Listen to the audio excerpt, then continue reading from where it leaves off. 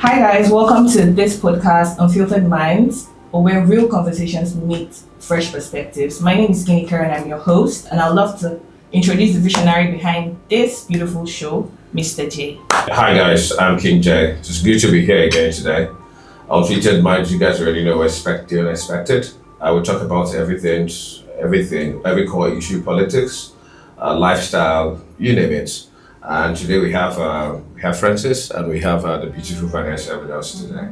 So expect everything from us. Okay, our topic today is social morality and child protection. So I'd just like to talk about social morality. Social morality are sets of values that are collectively accepted by a society that promotes harmony in that society. Child protection promotes prevention of exploitation, early marriage, abuse, and child trafficking, basically. So our argument on this podcast today is child protection, like the law on child protection, is it actually active? Is it active when it comes to, like, if we want to talk about the social morality in Nigeria? Is child protection valid? Like, as a society, do we actually practice the laws that come with child protection? I'd love to ask this question to Vanessa. Hi, my name is Vanessa. Let's hop on the brand. Yeah. So thank you very much once again for that question.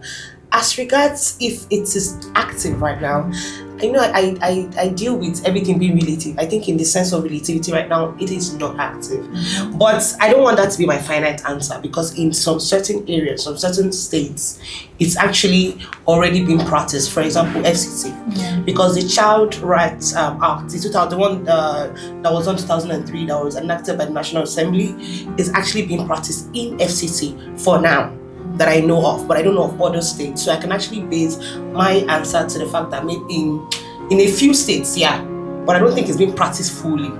So that's why I use the word relative. It's relative. Yeah. Thank you. So, Mr. Ray, I'd love to ask you a question. How do you think social morality has affected children or the child protection?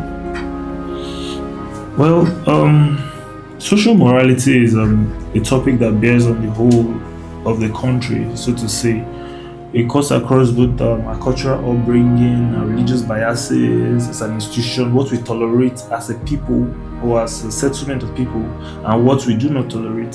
So definitely, the social morality will definitely affect child. We can call it child abuse, child marriage, child labor. Okay, let's look at the traditional values that we have. Our traditional values encompasses communal training, where while we're growing up, the whole society is training one person. Like, if you mess up on the road, there's somebody there to correct you. So now this can lead to excessive punishment, or should I say corporal punishment. You can be coming back and see somebody told your child to kneel down and raise his hand and close his eyes. You don't know that they are giving that child a knock. So these are traditional values have pushed us to an extent where some people feel like it's okay to beat the children sometimes. So wait, sorry, I'm gonna cut it just a little bit, if you don't mind. When you thank God you actually talked about the communal values, because that's what I was trying to delve into. But I don't know if you're trying to talk about the fact that was a positive impact, or because in the current state now, where I'm even trying to go into is the fact that there was once a time where we had communal values. Right now, there isn't a lack of it, due to the urbanization and you get me, and even poverty to start with. Yeah. There was a time when, we could, like you said, you come out and somebody would, discipline your child. But right now, if you come out, you might never know who your neighbor is. And when we all come downstairs and play and rest, kids, and sometimes my parents won't be around. I know that maybe my neighbors, this thing will take care of us. But now, if you come back from school, you climb up, you go into your watch TV. Well, I think it's sorry. I just think it's the level of which your life is at the moment. I still think there are places where people still live a lot of communal living. Yes, there. Like if you go to the urban areas, like where I'm from, for example. Because about a few months ago, I went home to visit my parents. You still see people living like that. You still see, Yes. you still see students coming back from school and still staying in their neighbors' I'm house just saying, until their mothers come compared back. to how it But was compared to a before, city, yeah. you know, How that's it like, was before. I think that's like, your rural area and the urban areas, yeah, I get what you Yes. mean now. But compared to, but right now, most of our trainings in the whole communal or in the whole societal or cultural, sorry, I hope I didn't interrupt you. not at Most all. of our insights or whatever now comes from social media. If it's to start with, like I said, like I was saying that, like you come back from school, just run upstairs, go to the tab or go on YouTube, and next thing what we're getting on social media is what the kids these days are. You know, Yeah, I get it. So, but however, what I'm looking at is the impact.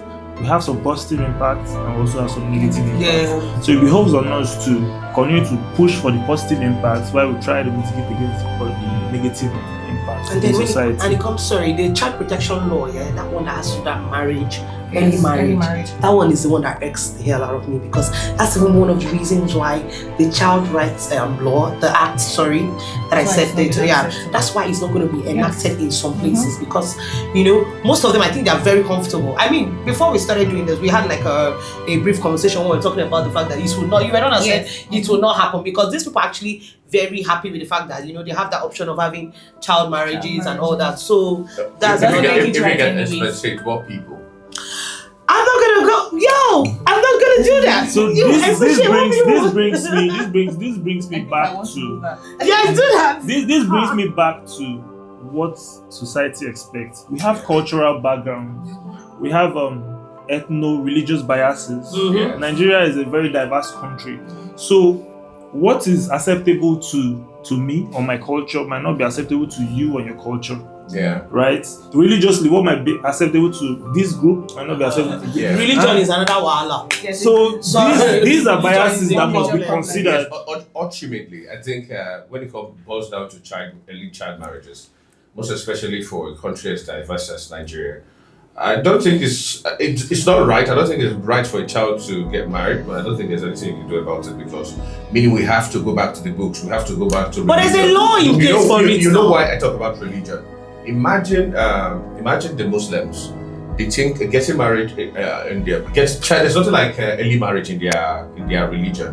So let's talk about Muhammad, the Prophet Muhammad. Muhammad married Aisha, the second wife, when she was 6 years old. Yeah. Then I think they first started having sex maybe when she was 9. I don't know if my facts is right, but I think when she was 9. So if you think about how he's the most religious man, he's the most righteous man when it comes to Islam. He's like their father When it comes figure. to, yes, like their father figure. Yeah. So if somebody like that, which is like the light of Jesus Christ when it comes to Christianity, that is the holy man they follow. So how do you abolish something like that? So you're Meaning- saying that the law has been there, right? Yeah, From so the religion it's side of and it. it's not even just about Nigeria. I think most Muslim countries they do practice it. They practice it. So I don't think it's more. It's not. I don't think it's right. But what do we do? Then I think this will be a difficult one, because we have to go back to the books, religion, blah blah blah. So I And think even- I think the and problem But is there's a religion. legal structure for that. Because if you say the child rights, the rights, this has been enacted already, 2003 by National Assembly. Why can't it be put into place? Because of religions Because- or because- because of because some I don't- because old only I don't think it's practices? based Because only based 24 solely on states. religion. I think only 24 states. The state has to Imagine- accept For, the law. yes, It needs- for it to be a law in the state, because in Nigeria we practice this federalism. For it to become law in the state, the whole legislators and the governor, they have to make it law in the state. And I think most of the Christian states, about 24 of the Christian states out of the 36 states in Nigeria, accepted it. But what do you tell a Muslim, somebody that sees it as their religion, as their way of life? It's going to be very difficult. Yes. I was Okay. even in this Big Brother. Okay. Sorry, there's this girl in Big Brother, Sultana. Sorry, I just realized I saw it some few days ago. She said she has 2 daughters, and I'm looking at her like, how old is this girl? Apparently, they married her at the age of maybe 12 or something. I can't remember. I need to get my facts right as to the exact age. But it was that, that's young. But anyways, yeah, you were gonna say something. Yeah, I was going to say there are a lot of other parts of child protection we need I to just look wanted at. to like, Yeah, we can look at child abuse, Yeah, child trafficking, abuse, animal child trafficking, Oh my God! there's like a whole lot of it, and I mean, especially the part of child Every abuse. Friday, And you you see know them what on is the so road sad with their is the fact plates that and all these everything. things happening below. This Alamajiri scheme. I think happens they in just Benin. I think the It's one them. I think the the early major marriages problem is still there. I I think the major problem with that in the country is they just keep these people uneducated. Because even as the common sense tells you this is not supposed to be right. You get it? But me, I apply more of the law of common sense. They keep them educated. What's our educational structure like? Okay, uneducated. But Okay. the trick is, if they have leaders, we actually have leaders in North, and they promote this Alamajiri scheme. Is there a scheme that actually provides for them? I think Provide no. or protect them? I'm sorry, in Kano, I grew up in Kano State, and you can pass through a road and see like 200 children lying down on the floor, no sweater, no nothing. I had to lying down doing what? With their parents? They don't have, yes, they don't have their parents. They are maybe not even from Kano. They might come from Maiduguri. Do you get this? They migrate just them into another state and then send them to one there. Yes, that's what they do. Go here into the Even in Abuja now, you still go on the road, you see small kids. Yes. 3 years, 4 years. Yes.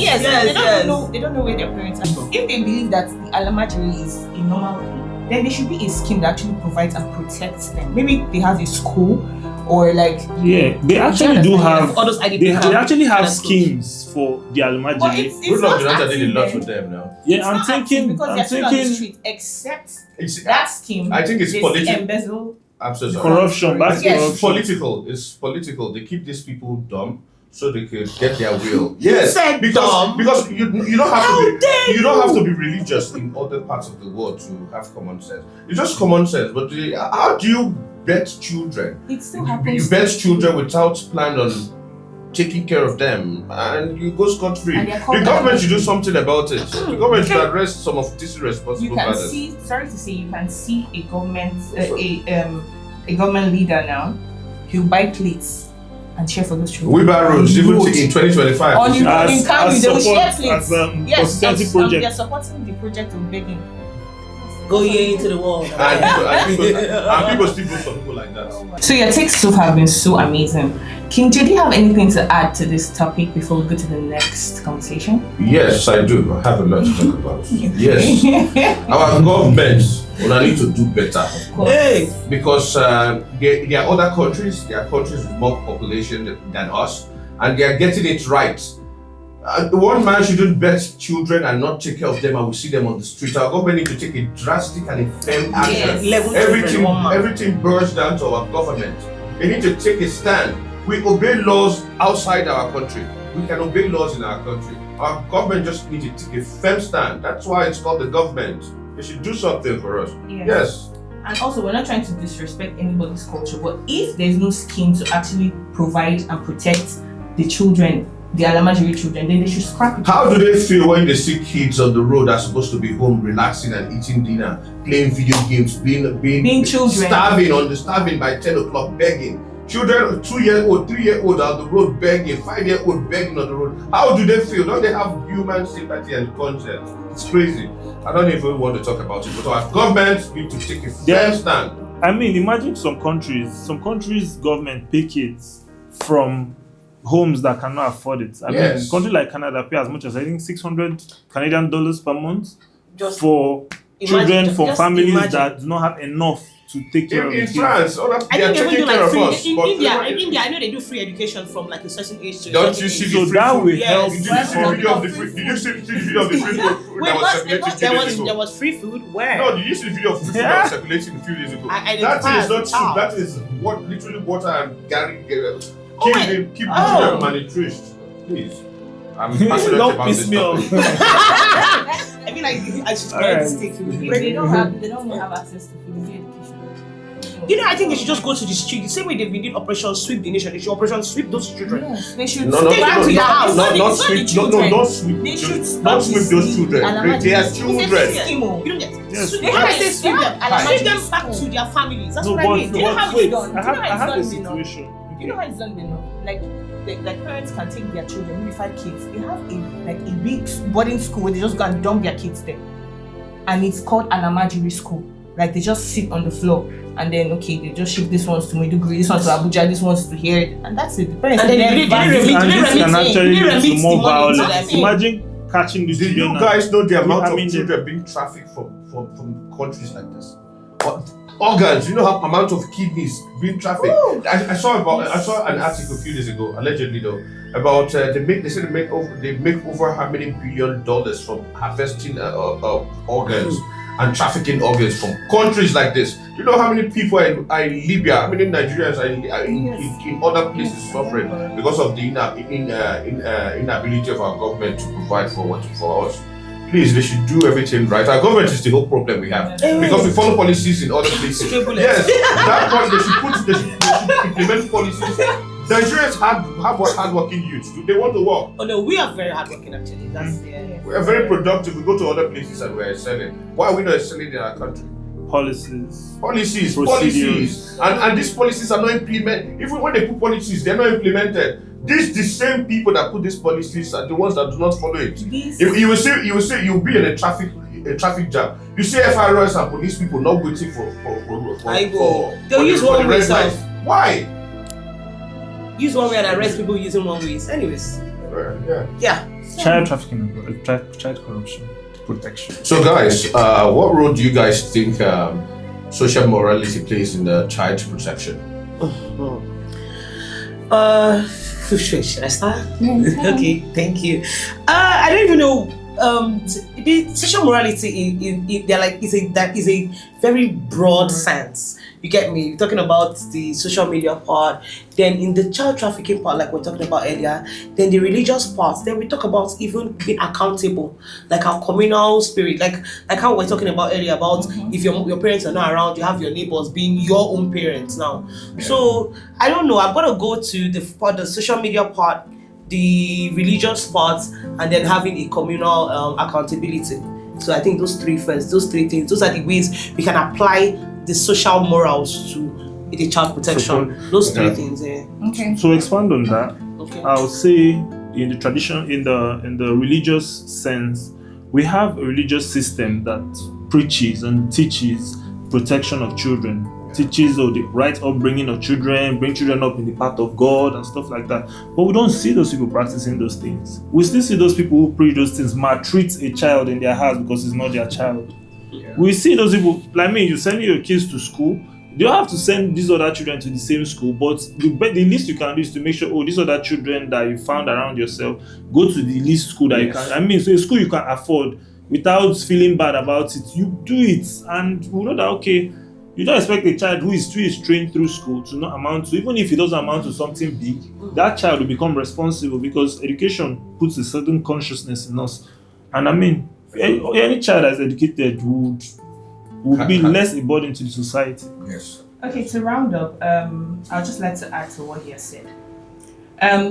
Social morality, to me, in Nigeria, it does not really play any role when it comes to child protection because we have child protection laws. We have the Child Rights Act of 2003, and this covers like protection from exploitation, discrimination, child abuse, and all of that. But it's been here since 2003, and we're in 2025. Nothing. And to be very frank and honest, nothing has been done. These things still occur. They still happen every day, and nothing is being done about it. The Alamajiri scheme we're talking about just now, it promotes child trafficking because now you don't even know, this child doesn't know where their dad is, son doesn't know where their mom is. The mom and dad, they know where their kids are because they're the ones that actually took the kids there. Now this promotes child trafficking because they can pick up children and send them to another country and nobody even knows where they are. Well, it's a big scheme in the north. You get it? So I just believe in our country, in Nigeria, currently our social morality does not play any role when it comes to child protection. Yes, I need to say something about this. Yes. I recently saw an article 3 days ago. This happened in Delta State about children that have gone missing, over 50-something children, and I think it's more of twins. And these people, the mothers, they said they could just come outside from the house where their child was playing, and they didn't find the child. They go to the police station, and the police are asking them for 100,000 and 150,000 just to follow up these cases. For example, in a country where 75,000 naira is the minimum wage. And even some people do not even still pay up to 75,000. Where do these police officers expect those mothers to get 150,000 or 100,000 to start up a case in just one community, Agbaro?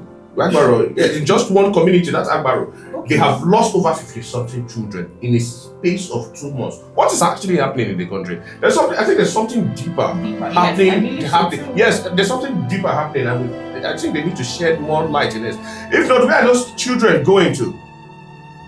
You go to the hospitals now. You see a lot of the kidney wards are filled. So what is actually happening? I think we need to put more light in this. Actually. And then if they can do something about the street hawking for kids, that street hawking kills me. The begging is one thing. Street hawking kills me because I don't understand. You see them like on the traffic as Banex Road. Yes, that's it. It's crazy. They should do something about the poverty. And then guess what? I heard Nigeria is actually one of I think we're the ones with the most out of school children in the world. It's sad. Most of our kids are out of school and we are ranking the highest. That's even a very irritating thing to be known with. Out of school children. This whole thing boils down to policies and implementation. Policies and implementation. Our government needs to be firm on policies and implementation. Do they have child protection agencies? Yes, they do. There's a lot of them. I'm sure they are very underfunded. We don't have they are very underfunded. I'm sure they're lack of. Do we have social workers? Yes, we do. We have a lot of them. Do we have a lot of counseling support and all that? It's not active. That's what I'm saying. Everything we've said is actually good, but we actually need a solution to this problem. So, what do you think can be done? Okay, a number of things can be done. I'll start with enlightenment. Okay. There should be proper schemes, proper intentional schemes, channeled to enlighten some people in deeper and more rural communities. If you look at this child punishment or child problems, you see that they occur more in areas where there are less access to information, less access to education and stuff like that. So we can create more enlightenment programs to enlighten both the parents, the children. In fact, everybody, the environment should know that, these children need to be protected.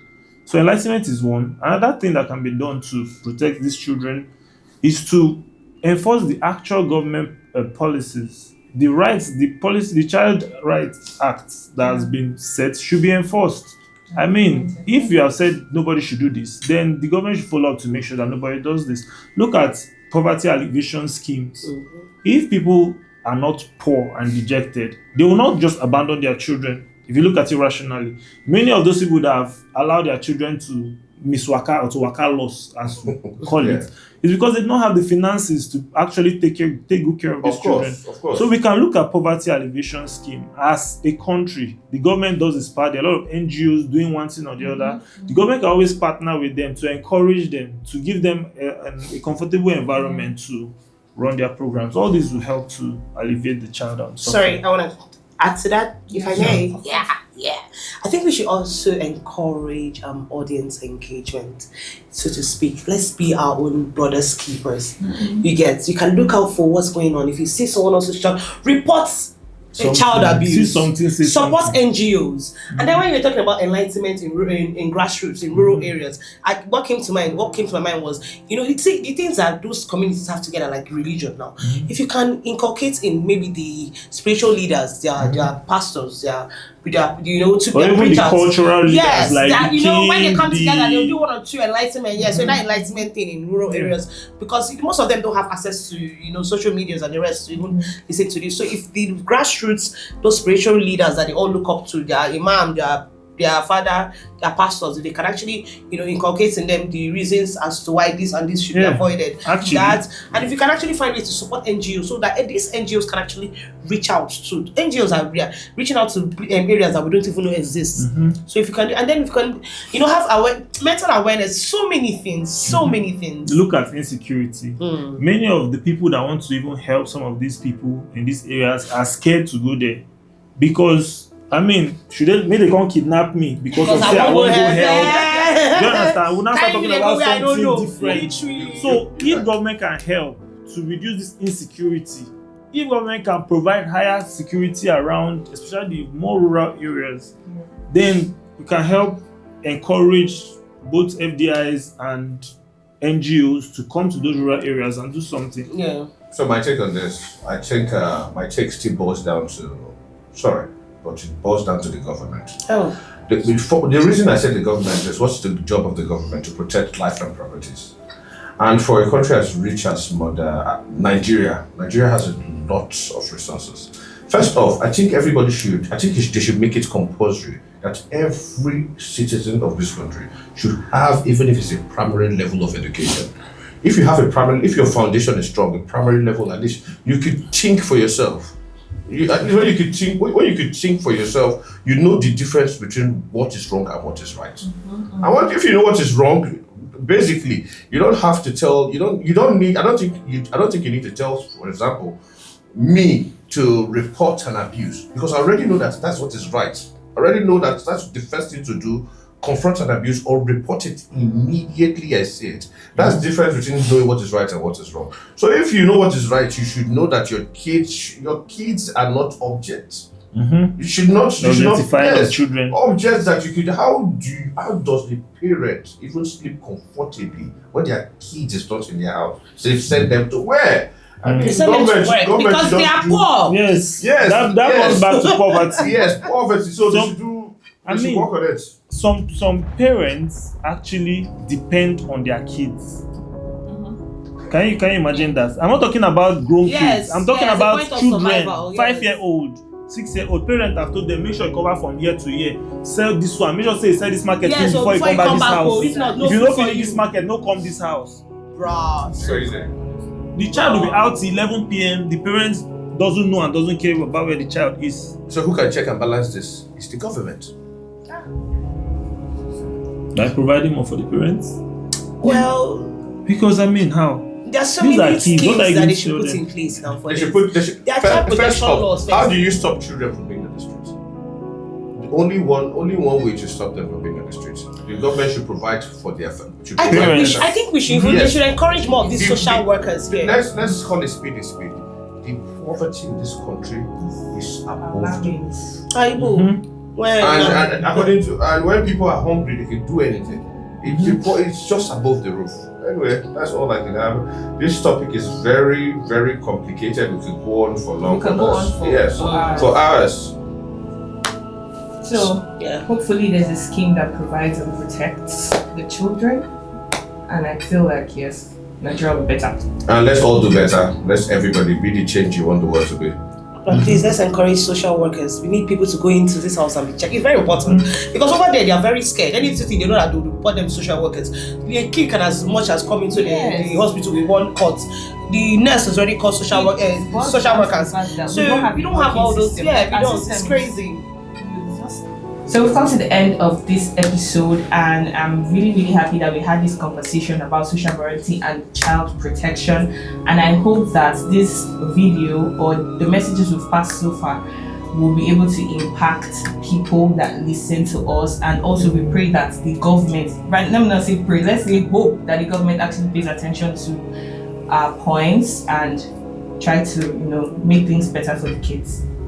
So yes, see you in our next episode. Don't forget to like, follow, and give a thumbs up. Toodles.